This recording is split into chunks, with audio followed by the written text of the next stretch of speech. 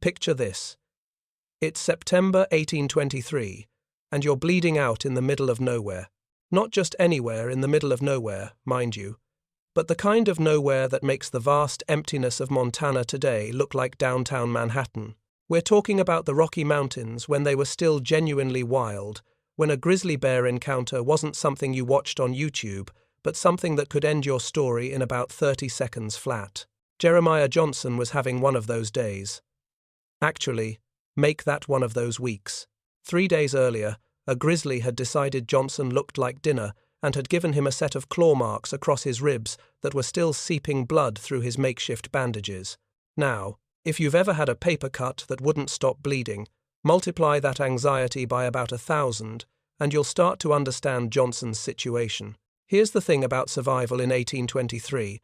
There was no calling for help, no satellite phone, no GPS beacon, no search and rescue helicopter coming to pluck you out of trouble. When things went sideways, you either figured it out or you became part of the landscape permanently. And Johnson's situation had gone about as sideways as humanly possible. His pack? Gone. Scattered across a mountainside 2 valleys back when the bear decided to redecorate the forest with Johnson's belongings. His rifle, the single most important tool for survival in grizzly country? Also gone. His winter supplies, the carefully hoarded collection of dried meat, wool blankets, and ammunition that would mean the difference between life and death when the snow started flying. You guessed it. Gone. What Johnson had left would fit in your pockets. A knife, a tomahawk, and the kind of desperation that either kills you or makes you brilliant. Winter was already painting frost on the high peaks, and every experienced mountain man knew what that meant. You had maybe 6 weeks before the echoes. Mountains became a frozen tomb that wouldn't give up its dead until spring. Now, Johnson wasn't just any greenhorn who'd wandered into the Rockies with romantic notions about living off the land. This was a man who'd survived 5 years in country that routinely killed seasoned trappers. Born in Delaware, he'd learned woodcraft from his grandmother, who'd been adopted by the Lenape tribe, and knew secrets about living with the forest that most white men never even suspected existed. But here's what separated Johnson from the dozens of men who died every winter in the Rockies. He understood that survival wasn't about fighting the wilderness, it was about joining it. His grandmother had taught him that the forest would provide, but only if you knew how to ask properly, and only if you could recognize the answer when it came. That answer came in the form of a tree, not just any tree, but a giant that would make the ancient redwoods nod with respect. This cedar stood 80 feet tall, its base measuring 15 feet across. Imagine a tree so wide that if you wrapped your arms around it, your fingertips wouldn't even come close to touching. We're talking about a living skyscraper that had been growing when Vikings were still figuring out how to navigate the Atlantic.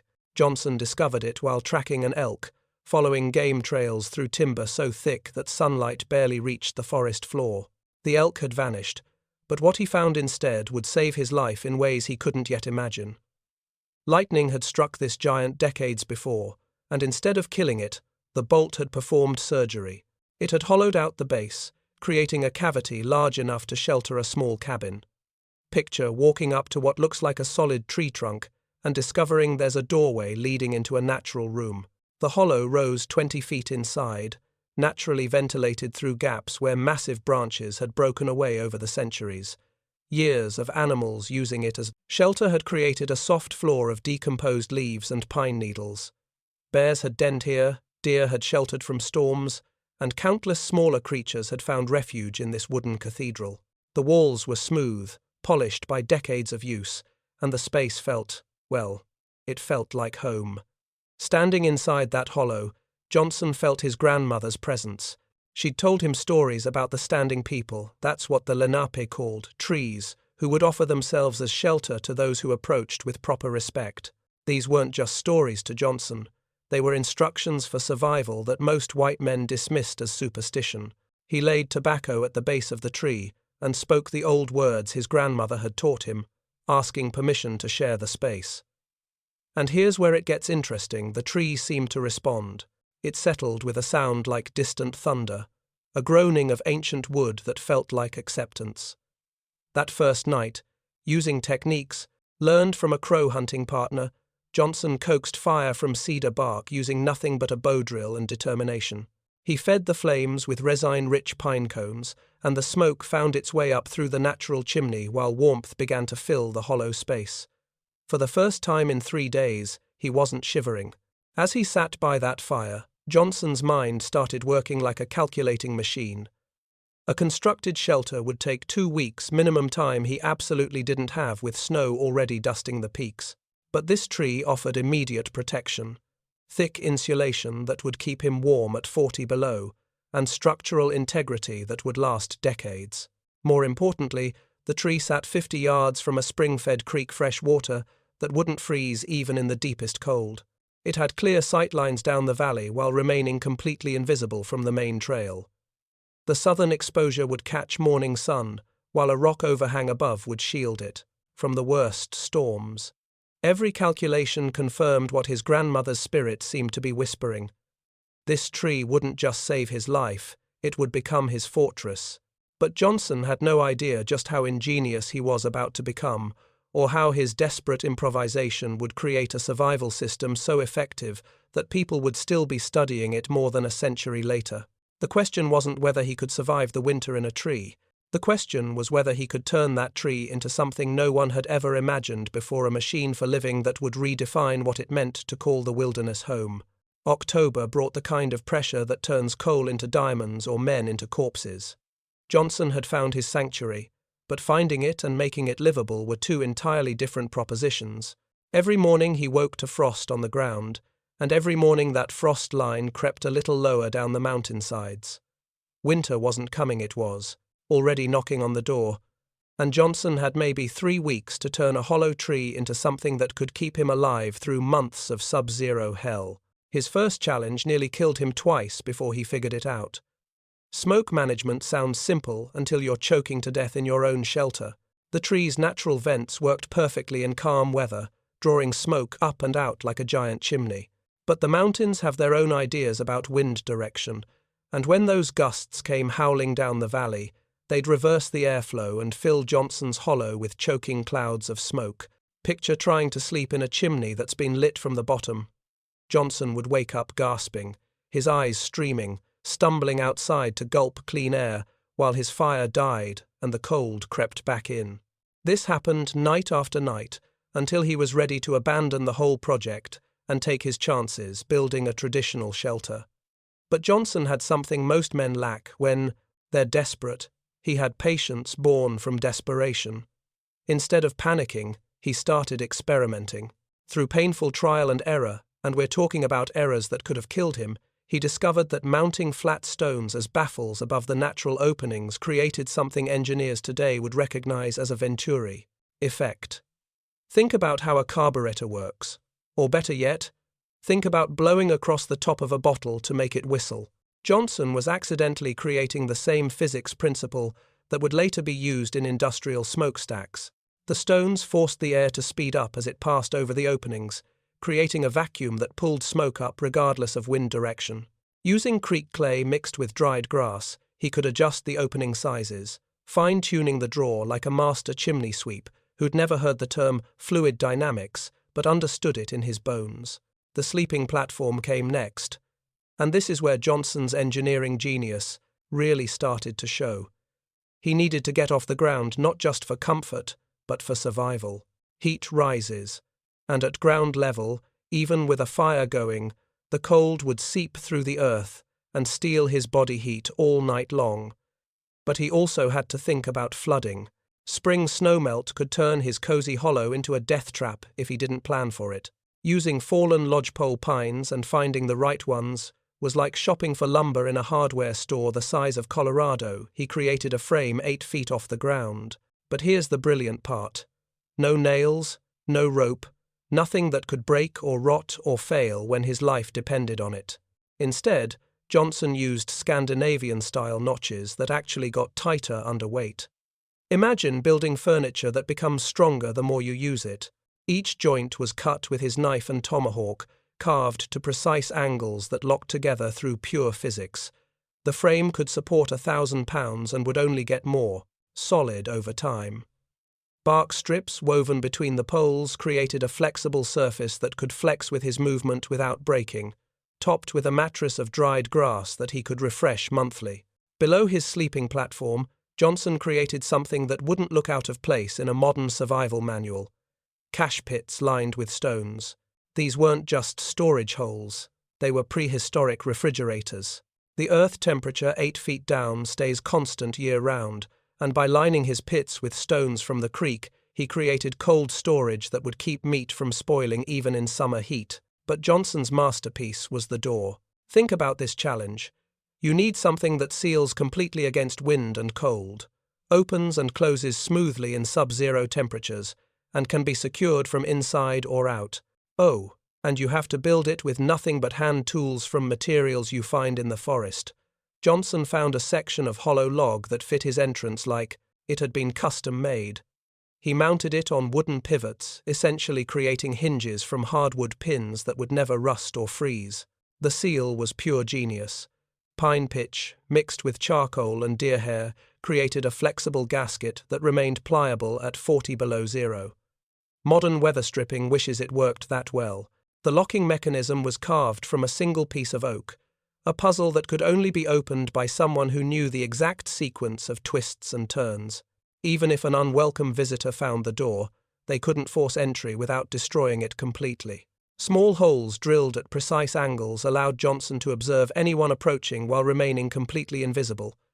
His tree had become more than shelter, it was a fortress. By November's first blizzard, Johnson had created furniture that would make a Swiss craftsman weep with envy. A fold-down table hinged from the living wall, shelves notched directly into the tree's flesh, even a wash basin, carved from a massive burl. Everything served multiple purposes, every element carefully planned to maximize the limited space. His water system was pure brilliance born from necessity. Hollow elderberry stems, naturally occurring tubes that he carefully harvested and joined together, created a pipeline from the spring directly to a cedar bucket inside his hollow. Even during the worst storms, he never had to expose himself to get water. The system was gravity-fed and freeze-resistant, running slightly downhill so ice couldn't block the flow. Ventilation tubes made from river cane could be adjusted for temperature and humidity. Johnson had accidentally invented climate control, creating a system that could maintain perfect living conditions regardless of what hell was breaking loose outside. When that first real blizzard hit 3 days of wind that sounded like freight trains and snow that fell so thick you couldn't see your hand in front of your face, other men died. They're frozen. Bodies would be found come spring, twisted in final desperate attempts to find shelter. But inside his wooden womb, Johnson spent the storm carving spoons and humming Delaware lullabies his grandmother had taught him. The tree had become something unprecedented, not just shelter, but a machine for living. And Johnson was just getting started. The first winter didn't just test Johnson's engineering, it tried to kill him in ways he'd never imagined. January brought what the trappers called the wolf moon, and with it came a pack of 8 timber wolves, who decided Johnson's tree would make an excellent den. Now, if you've ever heard a wolf howl in the distance, you know it's one of those sounds that makes your spine tingle. Imagine that same sound coming from 8 wolves who are literally scratching at your door, trying to dig their way into your bedroom. For 3 nights, Johnson listened to claws scraping against his door, while yellow eyes reflected his firelight through the observation holes he'd drilled. These weren't the half-domesticated wolves you might see in a nature documentary. These were 200-pound killing machines with jaws that could crack elk bones like breadsticks, and they had apparently decided that the strange smell coming from the tree meant dinner was served. Johnson maintained his fire and sang warrior songs his grandmother had taught him, not because he thought the wolves would be impressed by his vocal talents, but because singing kept his courage up and his breathing steady. Fear makes you stupid, and stupid gets you killed faster than anything else in the wilderness. On the 4th night, Johnson implemented a defense strategy that would have made medieval castle defenders proud. He heated pine pitch to boiling, and if you've never smelled boiling pine pitch, imagine the most toxic industrial smell you can think of, then make it 10 times worse. Using a system of murder holes he drilled above his entrance, he poured the scalding mixture down on the wolves below. The agonized retreat of that pack marked the last time any predator challenged Johnson's sovereignty over his tree. Word spreads fast in the animal kingdom, and apparently the local wildlife decided that whatever lived in the hollow cedar was best left alone. But wolves were just one challenge among dozens. Food management became an art form that would have impressed a Renaissance master chef. The upper portion of his hollow, where temperatures stayed just below freezing, became his smokehouse. Strips of elk and deer hung from wooden pegs he'd carved, curing in aromatic clouds of juniper and sage smoke that would have made a barbecue pitmaster weep with envy. Johnson had learned from his grandmother that preservation wasn't just about keeping meat from rotting, it was about creating food that could sustain you through months when hunting was impossible. Below his sleeping platform, in those stone-lined cache pits, he stored pemmican mixed with bearberries and rendered fat. This wasn't just survival food, it was calorie-dense fuel that could last years without spoiling. Here's where Johnson's genius really showed. He discovered that certain shelf fungi growing on his tree produced natural antibacterial compounds.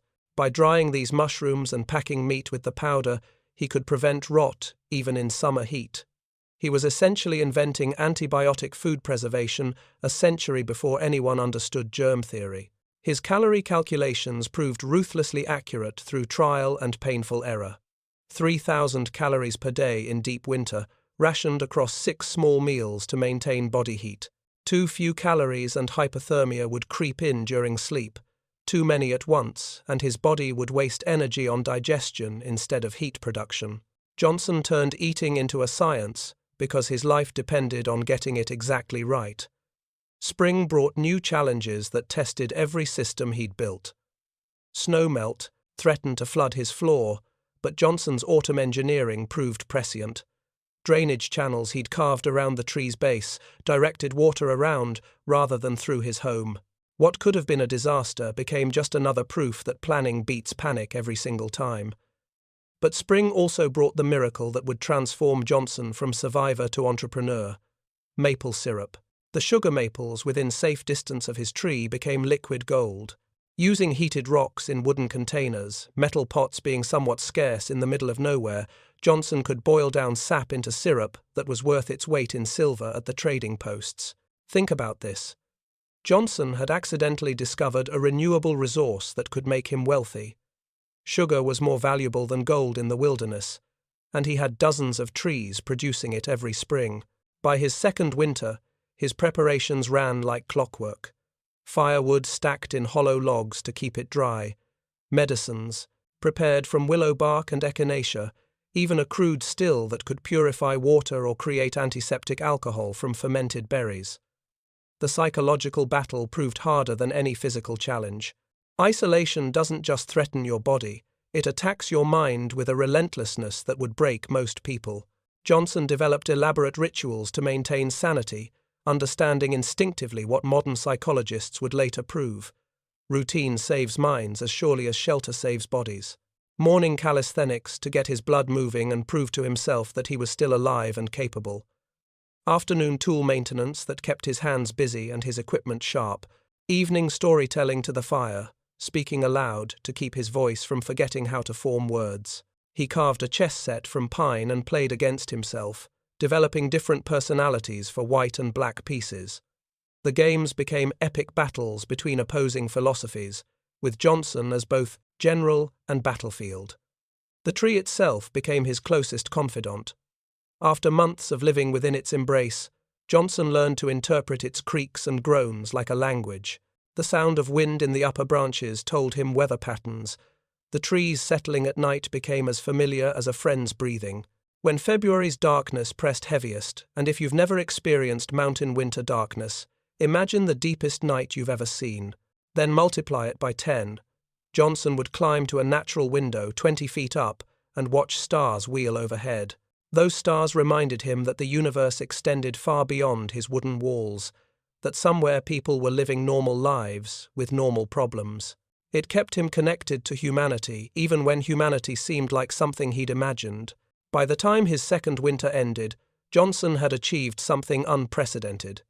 He hadn't just survived in the wilderness, he had thrived there, turning desperate improvisation into a system so elegant that people would study it for generations.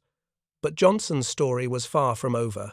The man who entered that tree, bleeding and desperate, would emerge transformed into something the frontier had never seen before.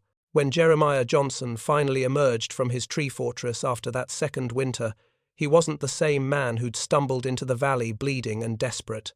Picture the transformation. His hair had grown wild and long, braided with feathers and beads in the manner of the mountain tribes, but his body was lean muscle, hardened by 2 years of constant adaptation. His eyes held the kind of sharp intelligence that comes from solving life-or-death problems every single day for 730 days straight. Most importantly, his mind had been honed to a razor's edge. 2 years of endless problem-solving, of turning limitations into innovations, had transformed Johnson into something the frontier had never seen, a wilderness engineer whose classroom had been survival itself. He moved through the forest like he belonged there, reading signs and patterns that were invisible to other men. Word of the man who lived in a tree spread through the spring rendezvous like wildfire through dry timber. Trappers are natural storytellers, and they'd glimpsed smoke rising from Johnson's hidden valley during their travels. The stories grew with each telling, as stories do, but the core truth remained. Somewhere in the Rockies, a man had not just survived, but thrived, using methods that defied everything conventional wisdom taught about wilderness living. Some called him touched by spirits, and in the superstitious world of the 1820s frontier, that could mean either blessed or cursed. Others recognized him as a genius of woodcraft whose innovations could save lives. Young men, fresh from civilization, sought him out like pilgrims visiting a shrine, begging to learn his secrets. And here's where Johnson showed the kind of character that separates legends from mere survivors. He chose 3 students to whom he taught the complete system. Marcus Whitman, who would later become famous as a missionary and pioneer, spent a week learning Johnson's methods. Whitman credited those techniques with surviving his first Oregon winter, when conventional shelters killed half his party. The tree method, adapted for different timber and terrain, kept Whitman's family alive when others froze to death in poorly constructed cabins. Black Elk, a mixed-blood trapper whose mother had been Lakota, saw in Johnson's techniques an echo of the old ways his grandmother had described. He adapted the tree shelter method for his extended family, creating a network of hidden refuges throughout the northern Rockies. 3 generations of Black Elk's descendants would use variations of Johnson's system, each adding their own innovations while preserving the core principles. But perhaps most remarkably, Johnson understood something that most pioneers missed entirely. Knowledge dies with the man unless it's preserved. Using charcoal on birch bark, a writing system that could survive decades in the wilderness, Johnson documented every technique, every innovation, every hard-learned lesson from his 2 years in the tree. These notes found their way to Jim Bridger's trading post, where they were copied by hand and spread throughout the frontier network. Think about this. In an age before printing presses reached the mountains, Johnson's survival manual was being hand-copied and distributed like samizdat literature in Soviet Russia. The door mechanism alone, with its hidden combination lock, saved dozens of lives by preventing both bear attacks and the kind of claim-jumping murders that were depressingly common in the lawless territories. The tree itself became a landmark, marked on the crude maps that traders used to navigate the wilderness. Johnson left after that second winter, called Westward by Dreams, of the Pacific and Stories of the Oregon Territory. But before departing, he carved detailed instructions into the living walls of his hollow, creating a survival manual that future inhabitants could literally read by firelight. Over the next 50 years, at least 12 different men would call Johnson's tree home during desperate times. Each added their own improvements to his basic design. A pulley system for hauling supplies up from the valley floor, metal hinges traded from passing settlers to replace wooden ones, even a crude telescope mount for watching game trails and potential threats. Every inhabitant left his mark, and the tree became a kind of wilderness library where survival knowledge accumulated like sedimentary layers. Messages carved in the walls told stories of harsh winters survived, of bear encounters defeated, of loneliness conquered through sheer human stubbornness. The tree had become more than shelter, it was a monument to human adaptability. The giant cedar stood until 1893, when a massive forest fire finally claimed it along with thousands of acres of ancient timber. But by then, Johnson's lessons had spread far beyond one hidden valley. His fusion of indigenous wisdom with European craftsmanship had created something uniquely American, an approach to wilderness living that respected the land while refusing to be defeated by it. Modern survival experts studying Johnson's preserved journals, housed now at the Museum of the Mountain Man in Pinedale, Wyoming, marvel at his intuitive grasp of principles that science was just beginning to understand. His ventilation system anticipated passive house design by over a century. His food preservation techniques predicted freeze-drying technology. His psychological protocols for isolation mirror the training modern astronauts receive for long-duration space missions. Most importantly, Johnson proved that survival isn't about conquering nature, it's about joining it. His grandmother's teachings about the standing people, about asking permission and showing respect, weren't just spiritual concepts. They were practical instructions for living in harmony with forces far greater than any individual human being. Today's bushcraft experts still teach the Johnson tree method in wilderness survival schools around the world. YouTube videos demonstrate his door mechanism, his ventilation system, his food storage techniques. Somewhere in the mountains of Montana or Wyoming, survivalists are probably building tree shelters based on plans Johnson carved by firelight in 1824. The tree itself is gone, reduced to ash and memory by that long-ago fire. But the knowledge remains evergreen, waiting in library archives and grandfather's stories for the next person desperate enough to need it. Johnson's refusal to die in a forgotten valley became something far more valuable: instructions for how to truly live. And perhaps that's the real legacy of Jeremiah Johnson and his impossible treehouse, the proof that human ingenuity, combined with respect for the natural world, can transform any crisis into an opportunity. In a world that seems increasingly disconnected from the basic skills of survival, Johnson's story reminds us that our ancestors were capable of miracles when necessity demanded them. The wilderness is still out there, still testing anyone brave enough to enter it. And somewhere in those mountains, Johnson's techniques are still saving lives, one desperate winter at a time.